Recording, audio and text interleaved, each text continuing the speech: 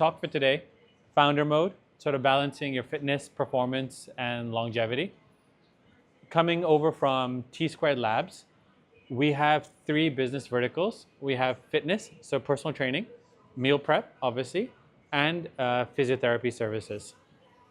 Given that most personal training gyms look at transformations as abs, we say yes, but there should be a byproduct of a total transformation in the sense of healthy inside and out. So we want to bring together the fitness, meal prep, physio verticals, but we've also partnered up with medical providers in Singapore, namely Osler Health and ATA Medical, who sort of become our checkpoint for longevity elements, where you come in, you do a blood work, you do your training, then you do a checkpoint consult and blood work, so that if you would like to go down fitness and health from a longevity perspective, you can do so and have blood biomarkers and data-driven results. If you'd like to go down the route for your own health and wellness, sure, that becomes an optional element. So we're really kind of looking at longevity and fitness on a holistic level. Specifically for today, and I think we were catering to sort of the WeWork audience where there's a lot of founders, entrepreneurs, remote work. We said, can you balance your stress levels with wellness? And I think in terms of stress levels, especially within the Asian region, it's sort of balls to the wall, keep running till you drop, and we wear that as a badge of honor. And we wanted to highlight that this elevates the burnout risk, and many people that have high fitness levels actually feel less stressed during work and are able to handle that element better. And I think the other area we wanted to highlight and focus on was choosing to run 100 miles an hour, causing burnout today, is short-term success. And into the business world, there is this saying that overnight success is 10 years of hard work and then an overnight success. So keeping that in mind, is it really worth sprinting nonstop to achieve success, and at what cost?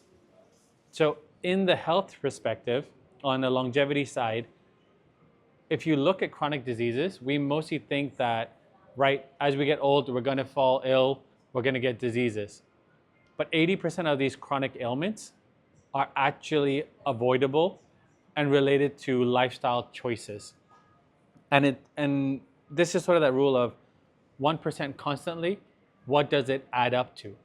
And so if you compound over 30, 40 years the habits you're doing today, they lead to the chronic diseases, and they're hard to solve. So if you take action today, you kind of are investing in your future. So flip it on the other end, for 3 to 5 years of sprinting. On the back end, as we're living longer, and Singapore is in the blue zone of longevity lifespan, if you want to retire at 65, or if we're highly successful, retire at 50, what's the next 40 years of retired life look like for all of you? In that sense, just looking at some data on Singapore specifically, the rise of chronic disease is prevalent. Singapore has had 11% increase in diabetes, 33% risk of increase in cancer, and just in general, 18% across heart health. And whilst, yes, some of these are medical diseases, when we say chronic, is it because of lifestyle, diet, lack of mobility that you had an increase in plaque, increase in blockages, etc.? So that's where we say a number of these increases are lifestyle related and dependent. Now, we all know generally what a healthy lifestyle is. And when we look at being in a founder mode, or just even in terms of social events and friends, there's an ideal to aim for, but there's a bit of a balance. And so if you do 20% of changes, you will get 80% of the outcomes. So whilst we'll go over a lot of details on the health, wellness, fitness today, don't look at them as an end-all be-all. This is not, I need to work out 6 times a week and be a David Goggins and lift boats and row ships. It's just what you can do in bite-sized elements to still get a bulk of the improvements to kind of be and do what you'd like. So I guess jumping into the longevity health span as a starter, who here has any kind of knowledge on background on longevity? That is true. I will let my analyst know. Moving on to the next slide. Uh, so who here has heard of epigenetics or biological clocks? Okay, so we have our chronological age. So we're 40, 50, 60. But epigenetically, our body clock or our organs may be a very different age. So when you see people get heart disease or heart attacks at 40 or blackouts starting at the age of 40 if you drink too much, these are signs that you might be 35, 40, 45, but your organs are 55, 65, 70. And so we have medical tests today that are able to really gauge where your body is internally.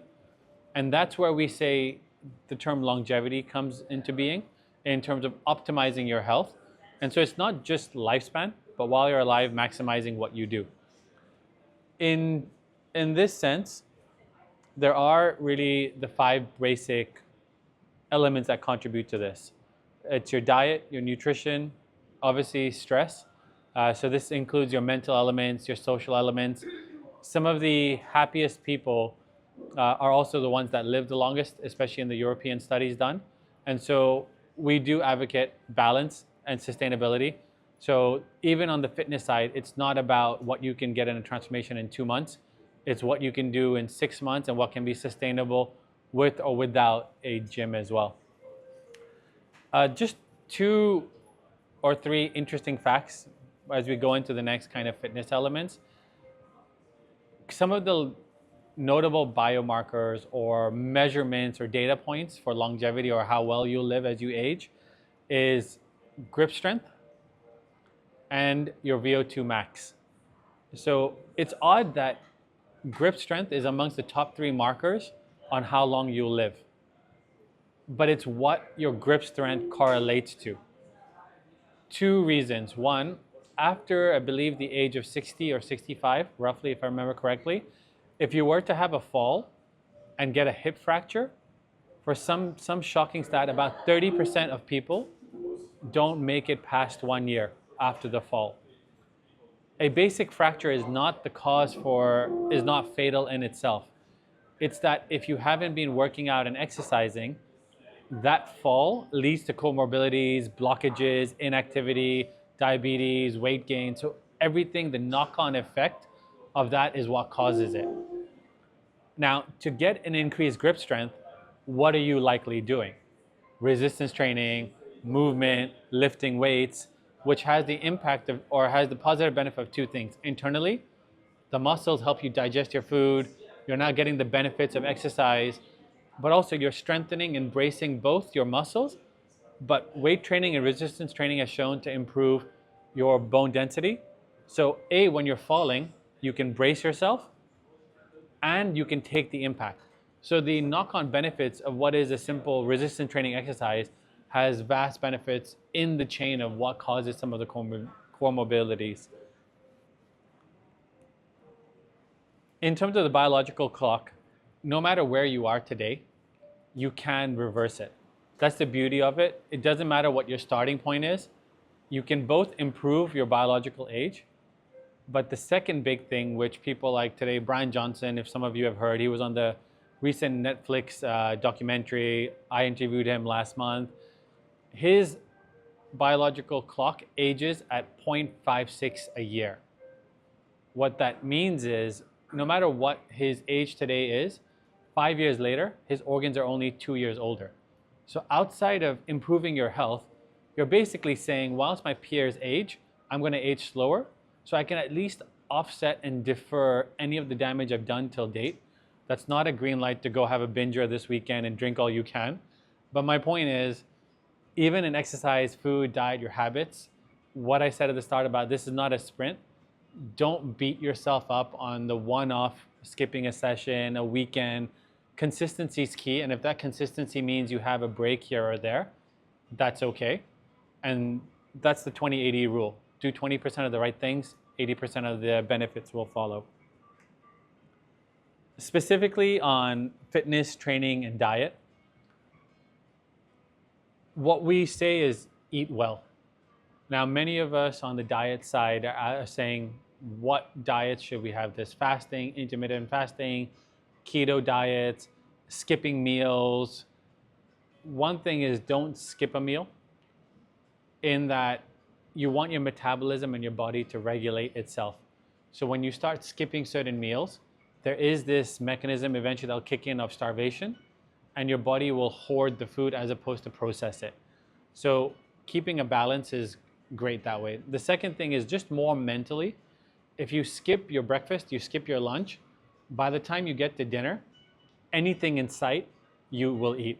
And so your willpower goes down. You may not be hungry and you'll tend to just overeat out of the mental sensation of wanting food, even though your body is full. So instead of skipping meals, having small meals throughout is highly beneficial.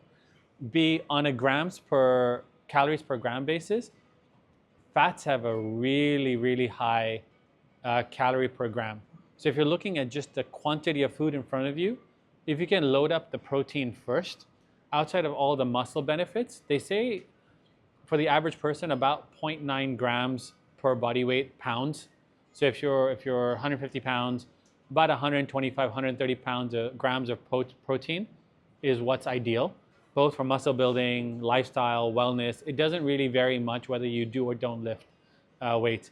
But if you tend to eat the proteins first and you fill that up, by default, you'll be full with the quantity and just your fibers in your body, that you'll eat less of the fats or more the sugars and the desserts. In general, try and cut out the sugars. For many, you'll notice that the sugar is, I'm working really hard, I want a cookie. I've just overtrained, I want a cookie. That cookie is your mind looking for energy and a short release. If you have a good balanced diet, you won't crave the short burst of energy. And that's what we meant by, in terms of founder mode or the stresses that you put on yourself, if you can achieve a good balanced diet and fitness regime, you won't burn out as easy, nor will you have the spikes and dips in foods, cravings. If you can balance everything around it, you can manage the stresses in one component of your life.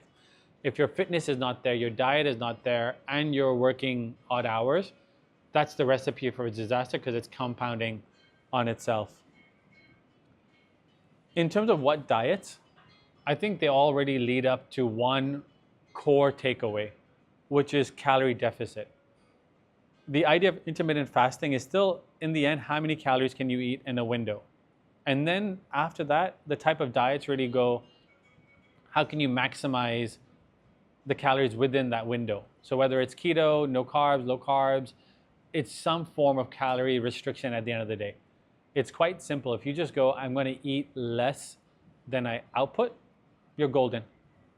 And that's really all you have to keep in mind with the different types of diets. Me personally, there is an advocate for eating protein early in the morning, having breakfast, so that you kickstart your metabolism. I find it easier not to have a big breakfast and just drink a coffee, because I'm not hungry. I can kind of get my midday without a crash or sleepiness.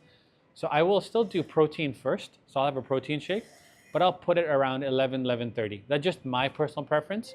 And I can have a small lunch. And by the time I'm hungry, I'm really hungry around 5:36, eat well, and then it's just, how do I get through the night? And usually if I can sleep at a decent hour, I'm quite golden in terms of calorie restriction. It's the late nights that kind of go out of whack. And if I'm doing that, then I'll have a slightly bigger lunch so that my dinner shifts from 6 p.m. to 8 p.m. So I'm just conscious of what I'm doing and when I'm training. So I personally tend to train 11 or 4. And so I'll save my protein shake and some calories before or after. So if I'm training at 10:30, 11, I'll try and skip the meals, work out fasted, and then have my shake after. If I'm training at 4, I'll try and save the dinner around 5:36, because I'm going to be naturally hungry and then satisfied after the training to keep that dinner going. In terms of longevity, lifespan, what's shocking is, for all of what you hear on the supplements and vitamins, calorie restriction has been the #1 thing extending lifespan. So all of the chronic diseases, comorbidities, having supplements, trying NMN, listening about stem cells, ribomycin, metformin, #1 benefit was calorie restriction. And that study's been around for about 45 years. So we really do know what to do in terms of taking care of oneself, which leads me on nicely to the fitness element and working out. On the workout, like I said earlier, there were a couple of interesting measurements for lifespan and longevity. They were grip strength and VO2 max. I glossed over VO2 max, which I'll come back to now. So VO2 max, does anyone, quick show of hand by any chance, does anyone know what VO2 max is? So VO2 max is a new measurement which we think will start becoming part of most health screenings, but definitely wellness centers and gyms. It's how well your body, your lungs, and your muscles can use oxygen efficiently in your own body. The more efficient usage of oxygen, the lower your heart rate needs to be, the less stressed your heart rate is, pumping less blood, because your pumping of blood is how the oxygen is carried through your body. The more efficient your body usage of oxygen, the less stress you're putting on your organs, and the more oxygen you can derive from whatever you're doing. Essentially, that's the measurement. And so it's an implicit kind of indication on how your body is working. To improve your VO2 max, that's your zone 2 aerobic cardio. And I think when people hear cardio, they go, right, I'm going to do a marathon and improve my VO2 max. Not really. Your VO2 max is not all out exercise. Sure, so when I say not really, any exercise will have benefits on your muscle growth, your cardio endurance, your VO2 max. It's just what you do for specific elements. So if you're thinking of running a marathon, you're really in the zone 3, zone 4 heart rate where you're tired, you can't chat with a friend, you're sort of exhausted. At that level, you're training endurance, or what we call your HIIT zone, your zone 4, zone 3s. So in terms of exercising in a week, your ideal should be 2 resistance training sessions with weights, 2 zone 2 aerobic sessions. To know whether in zone 2, I do a bike, but on a bike in a gym down in my condo, I can actually do emails or talk to a friend. If I'm talking, I might be biking a little bit less and I might be a little out of breath. They'll know I'm doing an exercise, but I can still have a conversation to the extent that it doesn't mentally fatigue me that I'm working out. And because I'm not mentally fatigued, I'm working out, it doesn't feel like it's 2 more sessions in the week. It's my 30 minutes of me just unwinding from the day, taking a call, doing something. And then 1 all-out HIIT session, which is sort of your 20 minutes, 30 minutes, heart rate spikes to 160, 170. This is your intervals, your ball slams, your burpees, your sprints, or if you're coming up to the office, 5 sprints up to level 2, up and down. Sprint up to level 2, walk down, sprint up to level 2, walk down. 10 minutes once a week, you're golden. And then you've got the flexibility. What's an ideal? You want to do 2-3 hours of weights, 1 to 2 hours of cardio, and about an hour or 2 of flexibility. So this is range of mobility so that you don't get sprains, strains, you don't hurt your back when you bend down. Now, 8-10 hours a day, in a week could sound like a big commitment for everybody that not everybody can do, not every lifestyle allowed, not every business trip. So what's sort of the minimum effective dosage? What's the least I can do to maximize the benefit? 2 30-minute weight sessions, 2 20-minute cardio sessions on a bike. Even if you're traveling, go down to the hotel gym, get on a bike for 20 minutes, you're good. And 1 10-minute, 15-minute HIIT session. So if you look at it, you really only need 2 hours. And at the start and end, if you add 5 or 10 minutes of stretching, at least it will help. So with that, you're really only looking at 2 hours in a week and not 10 hours. And if you want to try and do 2 hours in 2 days, more power to you, you probably can. Although ideally you should spread out 30 minutes, 20 minutes a day, because there's something to be said of not being sedentary. And if someone told you, look, 20 to 30 minutes a day is all I want from you, it's half your lunch hour, you could find spots to squeeze it in. And once you get into the habit, for me, I get home at 6, it takes all my willpower not to lay down flat, but I'm like, you know what? I'm just going to go down, and at 30 minutes, I'm home at 6:30, not 6. I'm getting my 20 minutes of a cardio session in. And so that's sort of how you can kind of fit small bite sizes in, and they'll go a long way in terms of your VO2 max and your grip strength. Specifically on physical activity and fitness, like I said, the benefits go beyond just the muscle gain. Your abs and your visual impact and your confidence is one side, but the benefits to your bone density, to your ability to not have falls, to brace on falls, to undertake little things on lifestyle, carry your luggage, get off the sofa for the TV remote. There's a lot of things that you'll notice yourself. The fitter you are, the less resistance you have in day-to-day life. And so that's where we're saying we're a big advocate that one of the big fundamentals for any lifestyle, longevity, lifespan is honestly fitness training. Number one is sleep. Number two is nutrition. But number three, and almost equal to diet and nutrition, is fitness training, because they both have an equal impact. They say you can't out-train your diet in terms of abs, but that doesn't count when you say, can you out-train for lifestyle benefits? Training and diet are hand in hand. You need to have training to live well, and you also need to be mindful of what you eat.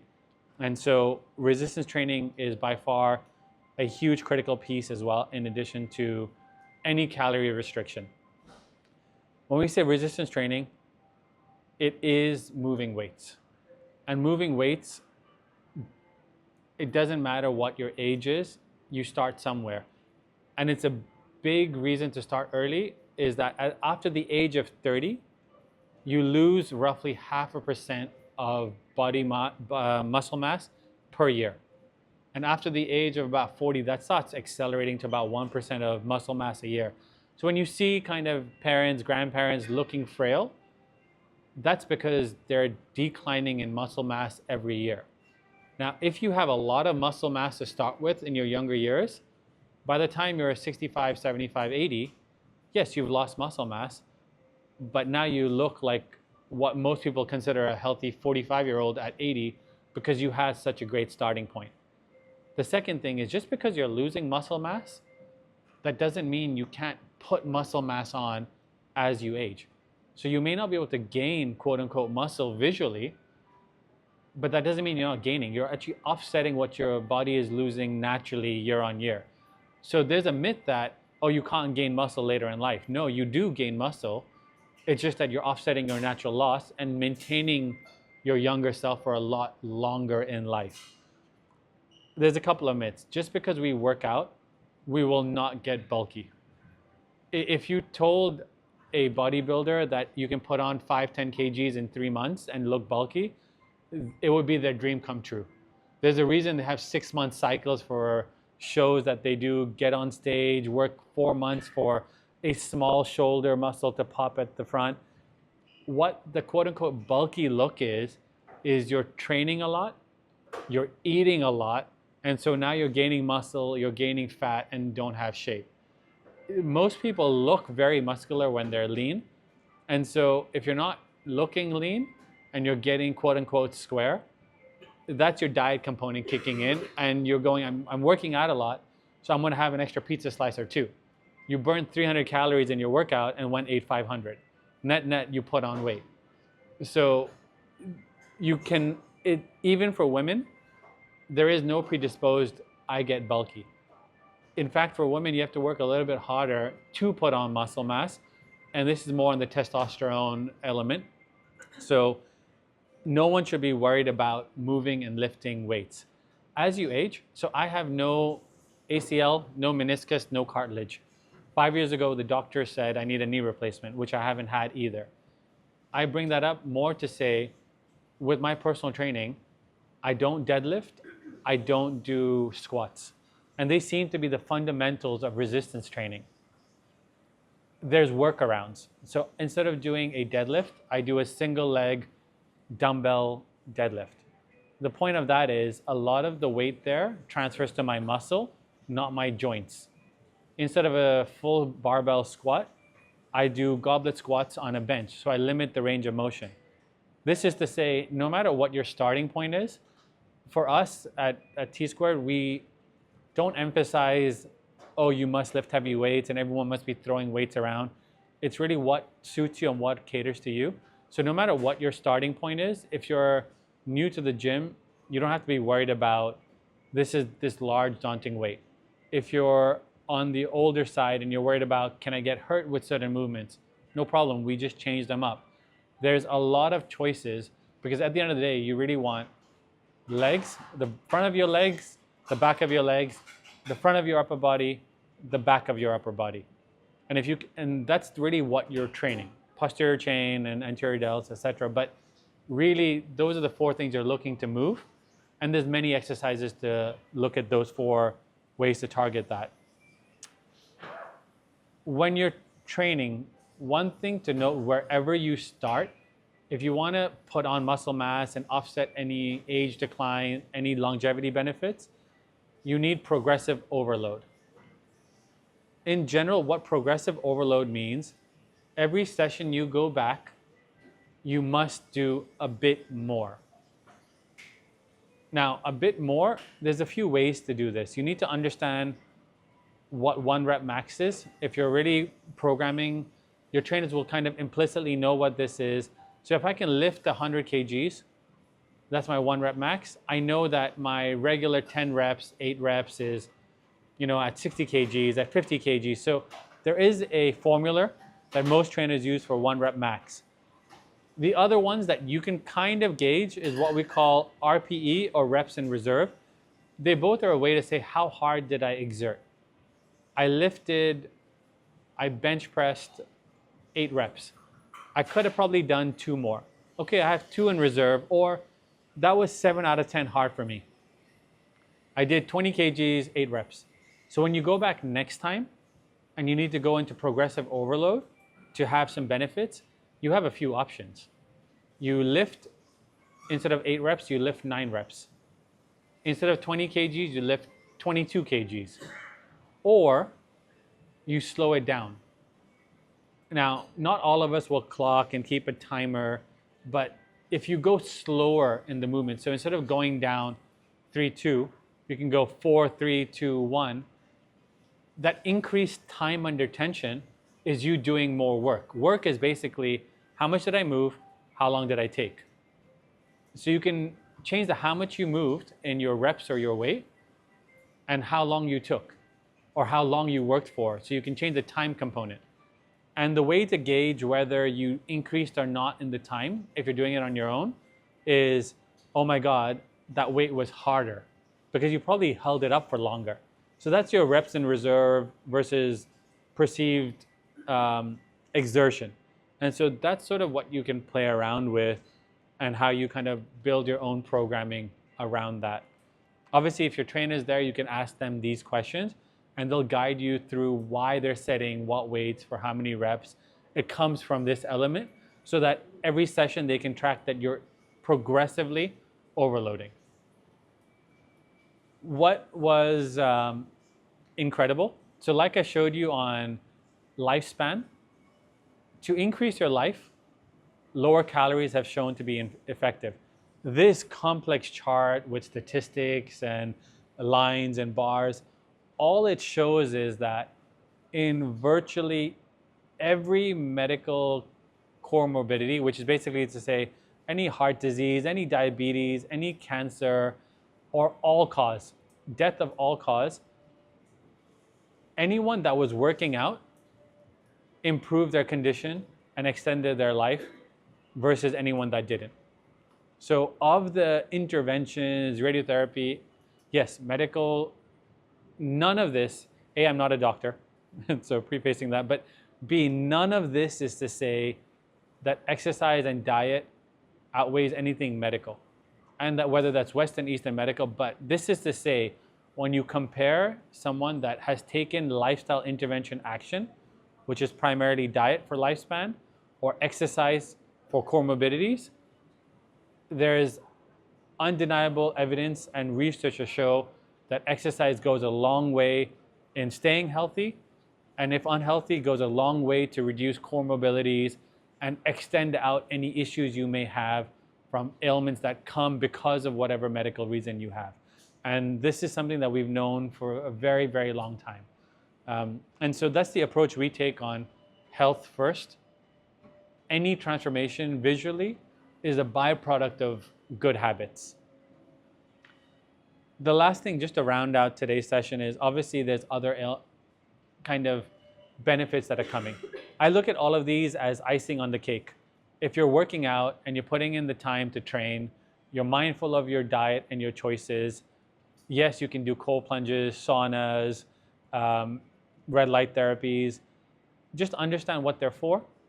So going through them just really quickly, breath work, can it help your heart rate? Is it mindfulness? Is it stress management? It's your own peace of mind. And a big component of longevity is the will to live and the happiness, the energy level to work out, exercise, stay disciplined and routine. So understand what your mindfulness practice is, whether that's breath work to sound baths. It's to each their own, but that's where it fits in. In terms of what has become very popular, cold plunges and hot saunas, the logic behind them is really to flush internal organs and blood and adrenaline to kind of cleanse the way you do detoxes for your liver and your gut. The cold and hot saunas are supposed to have blood flow and toxin release benefits for internal body. That's not to say there's one size fits all either. I do cold plunges not at 3 degrees, but at 10 degrees for 10 minutes. Because I've got the joints and the aches, so I'm using it for anti-inflammatory. I'm not necessarily using it for toxin release. In terms of wake up and sleep, they say cold plunge in the morning, hot sauna to regulate your body to kind of wind down the day. I don't have the time to split that. I do cold plunge and hot sauna at night. It still puts me in a great peaceful kind of place, and I'm still ready for night. So I'm not doing the cold plunge to shock me and wake up. Because I'm doing hot and cold, I'm still winding down for the day. So there are proven benefits to ice baths, saunas, contrast therapy, stress relief, breath training. But these are what I call, you fit them in around if you have time. If you ask me, you have 30 minutes, do I cold plunge in sauna or do I get on a bike or lift some weights? I would say lifting weights first because it will still have a benefit on your VO2 and your cardio ability. Cardio 2, ice bath sauna third. It's kind of fit your power laws. Do what gives you the most benefit and then add where you have time and you can. Across every different enthusiast, it's kind of shown that it does work. So they all have their own varying eccentric behavior. Some prefer Taekwondo, BJJ, others prefer biohacking versus just exercising and doing. Andrew Huberman is more on the academic research side. So like I said, there is no one size fits all, but people do realize after a point, health is wealth, and that's where everything begins for long-term success. And they've all kind of gone back to that. The other interesting thing is several of these individuals have transformed after the age of 40, 45, which is to show it's never too late to begin either. And so while you can and you have the ability, do start now. So that's sort of really the talk today. Wanted to open it up to everyone. And like I said, for TSquared, we have personal training, we have meal prep, we have physio services, and we've partnered with medical doctors for really for anyone that wants to go personal training, great. Anyone that wants management of the journey with meals and physiotherapy, we can do it. Or if you want blood work at the start, middle, end of the journey, we have sort of the spectrum, and we're really health focused first. And so these initiatives and the talks are purely to give back education, because we feel that there's many people that are enthusiastic, wanting to take the first step on health, whether that's with us or in your own condo, but it can be intimidating to go to a venue. And so we said, let's just bring the knowledge out, and that's the entire focus. So happy to open up to any questions if anyone has any.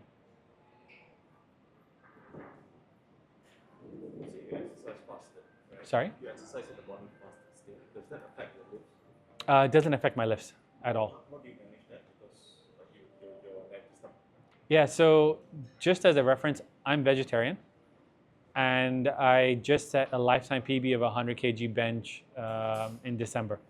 It wasn't a milestone. I just sort of got there through different programming.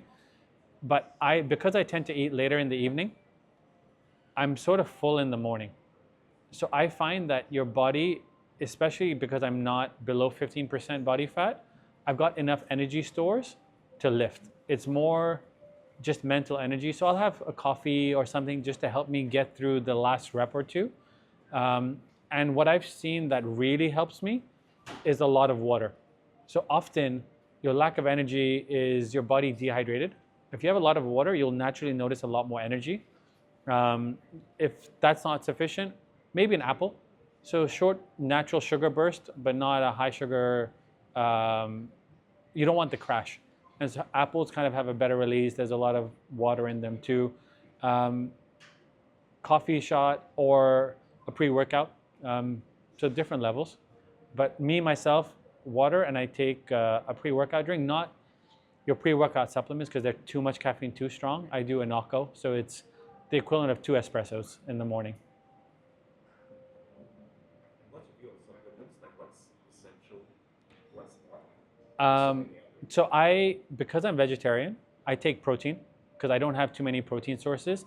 I advocate if you can do anything naturally, do so naturally.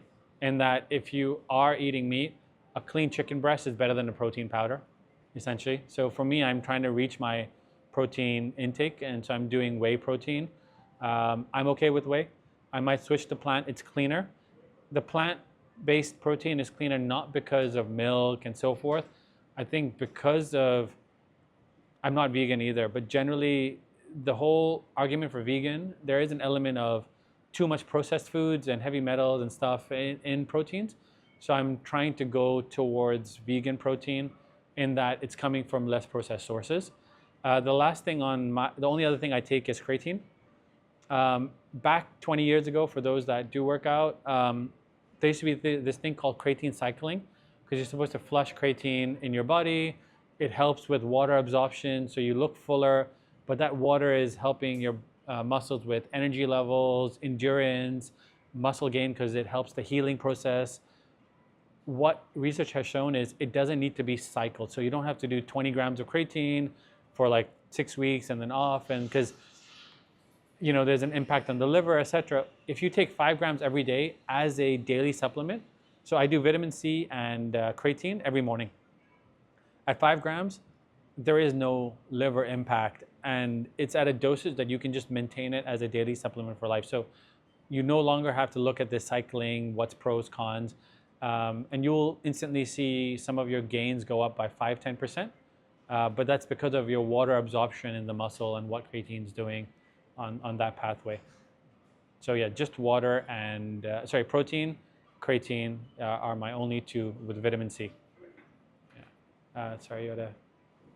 You already answered one of my questions because I wanted to ask where you get protein.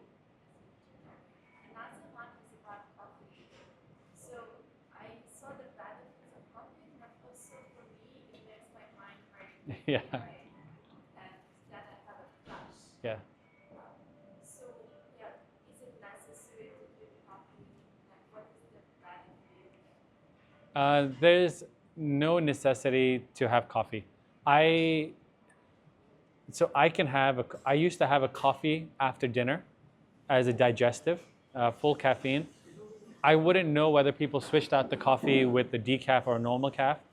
So it wasn't the caffeine I was craving. I just had the enjoyment of a warm beverage that's not heavy as a digestive. And somehow tea was too watery for me in taste and flavor.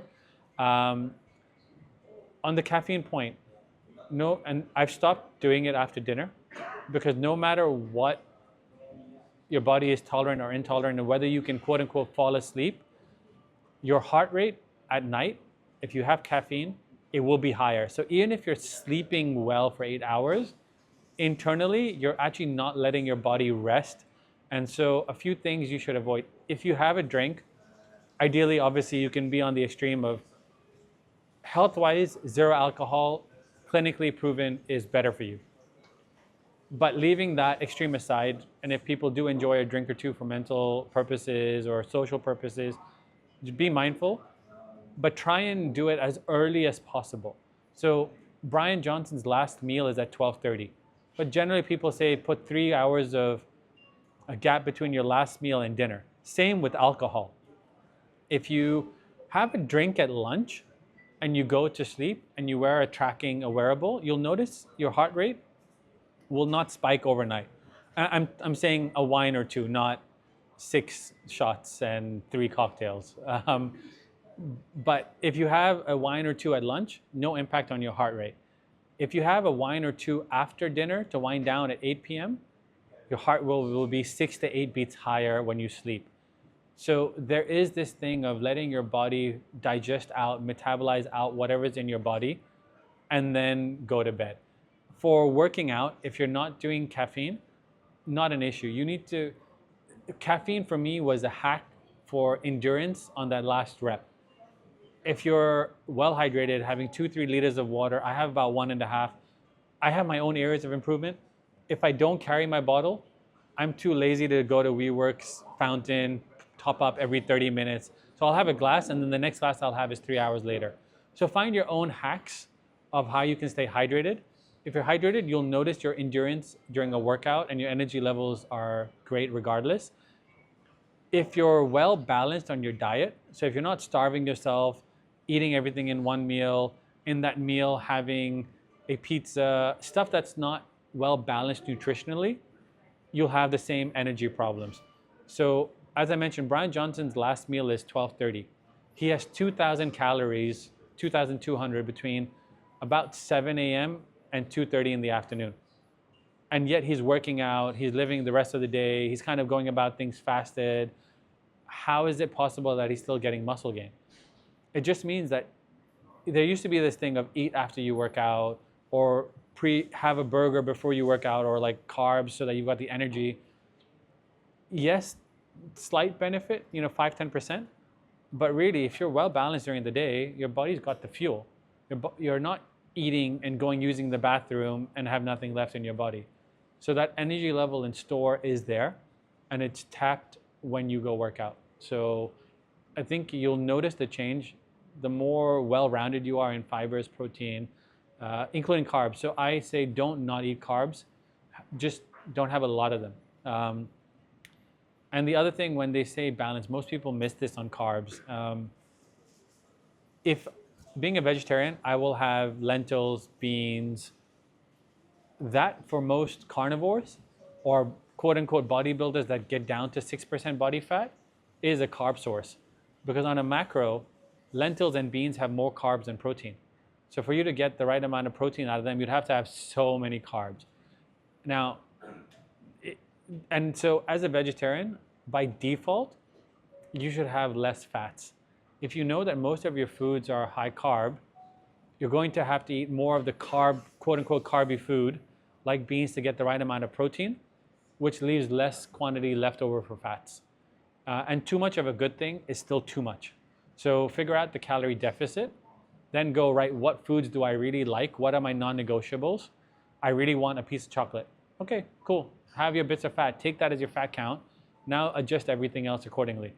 Just don't do high fat, high carb, because then you're leaving out the most important thing on protein.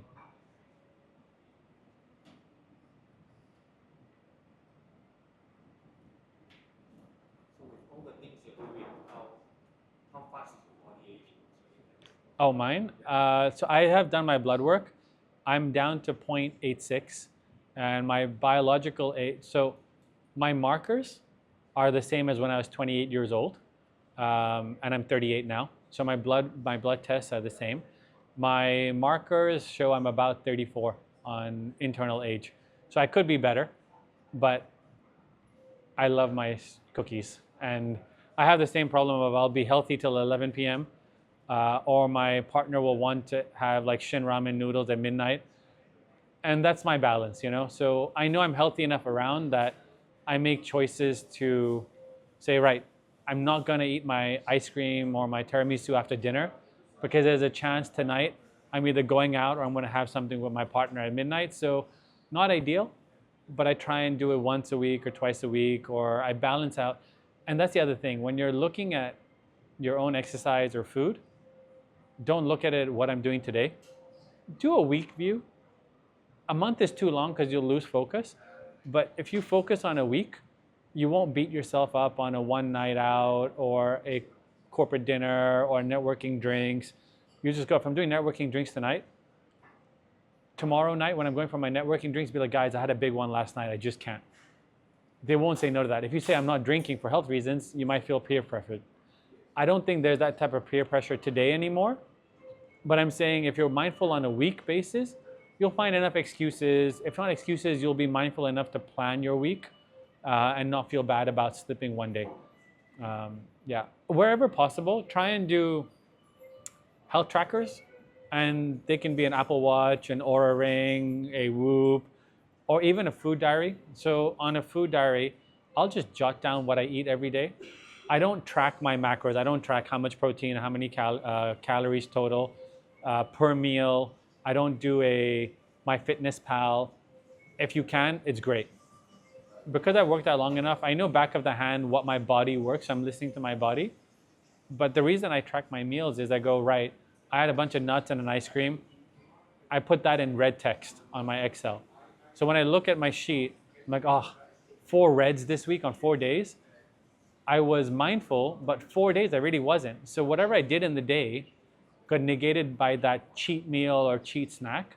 Then I go, okay, next week I'm gonna try and only get 2 reds this week. And so when I'm mindful for 4 or 5 days, I'm just self-accountable by visually seeing something. But that's my cue. So your cues could be, your trackers, could be someone planning it for you, or you're responsible enough to or disciplined enough not to eat and you know that. So it's just accountability and finding a way to stay self-accountable. Or obviously socially, do it with a friend, tell family, get a partner involved. Journey together with someone is always, always easier. Even in working out, we have quite a few husband, wives coming, brothers, sisters going. They either work out together or sometimes they'll go separately. So we've had both cases, but it's shared accountability helps a lot.